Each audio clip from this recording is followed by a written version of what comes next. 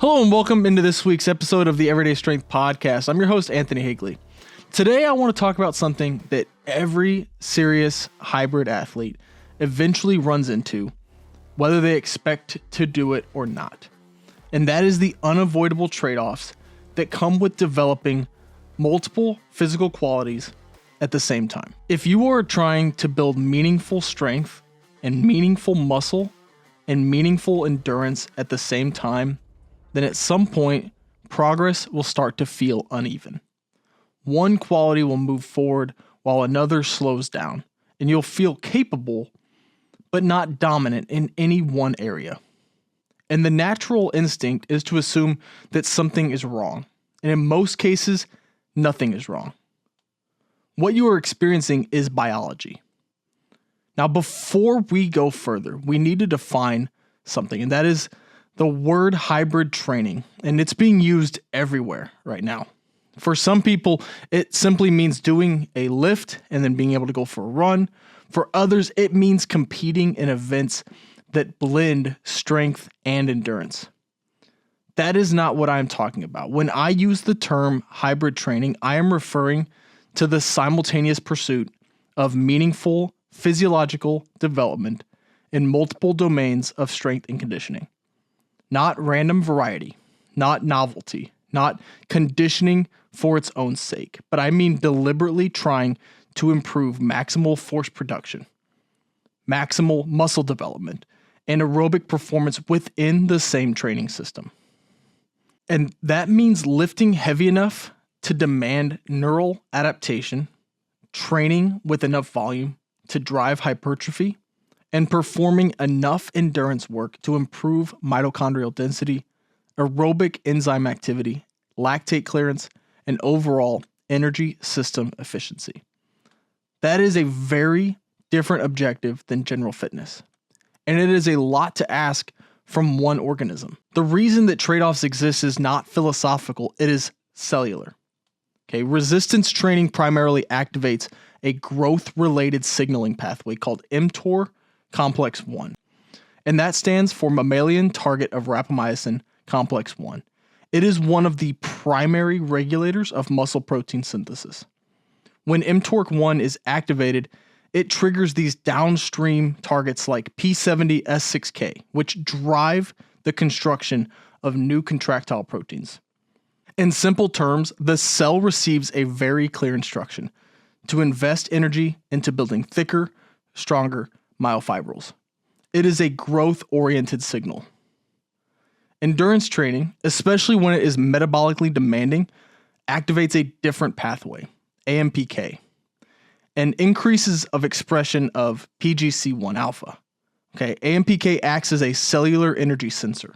So when energy stress rises, then AMPK rises. And PGC1 alpha then drives mitochondrial biogenesis, capillary formation, and improvements in oxidative enzyme activity. This is not primarily a growth signal, instead it's an efficiency signal. The cell is being instructed to become better at producing ATP over long durations with less relative strain. Now here's where it becomes important, because AMPK can suppress mTOR activity through intermediary proteins like TSC2 and Raptor. Now, you do not need to memorize these names, but what matters is the outcome. Okay, whenever endurance stress is high and it's frequent, then the signaling environment can partially dampen the magnitude of growth. That doesn't mean that muscle growth stops, but it means that the amplitude of hypertrophy may be reduced when, the endurance demand is large enough and repeated often enough. At the gene expression level, endurance work will shift transcription towards oxidative enzymes and mitochondrial proteins, and strength training shifts transcription toward structural remodeling and myosin heavy chain synthesis. So the body adapts to what it perceives as most urgent. If the weekly message is overwhelmingly endurance dominant, then the adaptive bias leans toward efficiency. Whereas if the dominant signal is mechanical tension and high force production, then the bias leads toward growth and force production. Substrate availability also plays a key role here. So high volume endurance training depletes your glycogen and it elevates cortisol, and it can prolong the AMPK activation. Mechanical tension still remains the primary driver of hypertrophy, but mechanical tension is delivered in a glycogen-depleted, systematically stressed state, is often less potent than tension delivered in a fueled, well-recovered state. So the stimulus may still be present, but the adaptive response is simply modified beyond cellular signaling alone. There is a whole organism recovery consideration that has to take place. Right? Connective tissue remodeling, tendon adaptation, endocrine regulation, and immune function all draw from that same global recovery pool.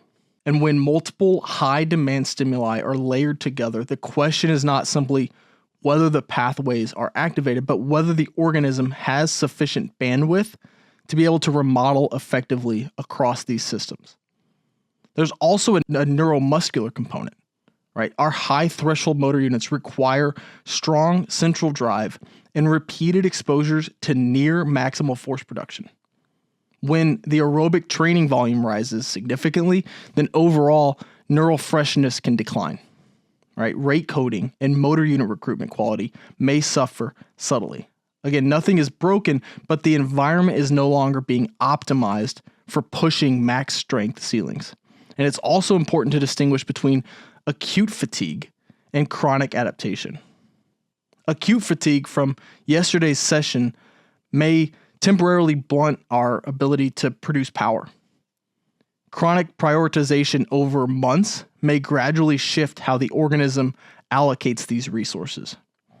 One is short-term and reversible within days, while the other reflects a longer-term adaptive bias. Both can influence performance, but they are not the same phenomenon. And all of this sits on top of the foundational concurrent training research that began with Robert Hickson's work back in 1980, where he demonstrated that combining high volumes of endurance training and strength training can impair strength development relative to strength training alone. Now, since then, decades of research have shown that the interference effect is real, but it's highly dependent on the volume and the intensity and the scheduling and structure of training. It's not a yes or a no phenomenon, it is a dose-dependent phenomenon. The interference effect becomes more pronounced as our endurance volume and our frequency rise, particularly when sessions are performed at high intensity and in close proximity to heavy lifting. Low to moderate aerobic work is far less disruptive than repeated high-intensity endurance sessions layered aggressively on top of strength training. So the context matters. The magnitude matters. So the first major trade-off that athletes notice is this: the rate of strength development slows as endurance demand increases. Strength does not vanish. In many cases, it can be maintained quite effectively, but the rate of improvement slows. The frequency of PRs drops off.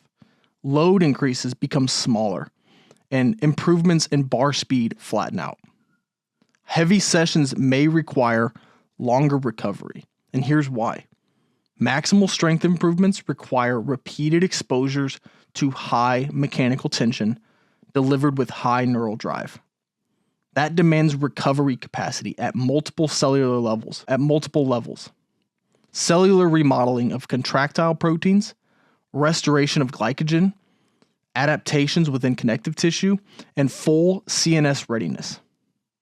When endurance volume rises, some of that recovery bandwidth is now redirected toward mitochondrial expansion and capillary remodeling and systemic fatigue management. The organism is still adapting, but the signal is now being divided. The ceiling does not disappear, but the slope simply becomes shallower. And here's an important principle that experienced athletes understand, and that is that building strength requires more recovery than maintaining it. During endurance dominant phases, it's often strategically intelligent to preserve force qualities rather than chase new max outputs. It's not a retreat, it's a reallocation. And for competitors, this often means that further out from endurance events, there is more freedom to push max strength and hypertrophy. Whereas as the event approaches and endurance specificity increases, then strength work narrows towards maintenance doses that allow you to protect neuromuscular capacity without competing excessively for that recovery bandwidth. Now, after events, there is space again to expand force development. For the high-performing everyday athlete who is not peaking for a race, the pattern is similar but less dramatic. There may be longer stretches where absolute numbers on the bar barely move, while work capacity and body composition or repeatability improve significantly. Right? Progress is happening. It is just not always expressed as a new one. Now, the second major trade-off involves hypertrophy rate versus aerobic priority. Muscle can absolutely grow in a hybrid model, but there's three realities that change. That is that total energy availability becomes more difficult to manage. And those recovery resources are now distributed across more systems, and intracellular signaling may be biased toward oxidative adaptation if endurance work is frequent and intense. This happens because hypertrophy depends on repeated elevations in muscle protein synthesis exceeding breakdown over time. When endurance stress is layered aggressively, that AMPK activity may remain elevated longer, and energy availability may be tighter, and the systemic recovery demands are increasing. Each individual lifting session may stimulate growth, but the net weekly anabolic environment may be less favorable than in a strength-dominant phase. The adaptation accumulates more slowly, and athletes will notice that gaining body weight becomes harder. Muscle pumps are less dramatic, and volume tolerance may fluctuate. Soreness can linger longer when these endurance sessions are layered aggressively on top of lifting. Now, the key distinction here is velocity. Muscle gain is slower when endurance demands are high. Not impossible, but slower. Competitors who care deeply about building mass often place those phases farther out from race-specific preparation. Right? They reduce their endurance density and they increase their caloric intake, and they are able to push volume more assertively when growth is the objective. Now, as competition approaches, the hypertrophy emphasis shifts and tapers and becomes more of a maintenance-focused goal. Now, everyday athletes often rotate throughout the year, right? Periods of a slight surplus and muscular emphasis, periods where endurance is being pushed and muscle gain paused. And over years, that oscillation produces a broad and durable physique without unrealistic expectations of simultaneous maximal growth and maximal endurance development. The third trade-off shows up in our power expression versus accumulated fatigue resistance. Right? Power output depends on rapid motor unit recruitment and high firing rates, elastic efficiency, and our neural readiness. These qualities are sensitive to fatigue. High volumes of endurance work, especially if metabolically demanding, can reduce the probability of expressing maximal power even if the athlete possesses the underlying capacity to do so. Endurance work, especially high-volume aerobic work, promotes efficiency and fatigue resistance at submaximal outputs. That often involves improvements in motor unit cycling patterns and metabolic economy, not maximal discharge rates. If the nervous system is repeatedly exposed to prolonged submaximal effort, the dominant adaptive signal becomes sustainability rather than explosiveness. And over time, without sufficient high-velocity stimulus delivered in fresh states, peak rate of force development may stagnate. Athletes experience this as jumps that feel flat, sprints that lack that little snap, and explosive lifts that feel mechanically fine but neurologically dull. It's not that the nervous system is damaged, but that the system is now prioritizing that sustainability over maximal discharge. If the weekly message to the body is be durable, then the organism becomes durable. If the message is be explosive, the organism must be given the space and the freshness to adapt accordingly. And the final bucket is less physiological and more mathematical, and that is breadth versus depth. Time that's invested in aerobic development is time that is not invested in refining maximal strength or technical lifting ability. Skill acquisition rate shifts. You become broadly competent across domains, but the slope of mastery in any single domain flattens relative to specialization. Again, there's nothing inherently wrong with that, and in fact, for many adults, broad competence is the objective, but it does carry an opportunity cost. What sophisticated performers consistently do, whether they are elite or simply experienced, is they rotate the emphasis over time. They don't attempt to maximize every quality simultaneously. Instead, they stack improvements across seasons and across years. And at any given time, something is being pushed and something is being maintained. Now, for a competitor, this structure often looks like this, right? Far from the event, there is greater latitude to expand muscle growth and strength development. As events approach, then endurance specificity shifts and rises, and force qualities narrow towards maintenance.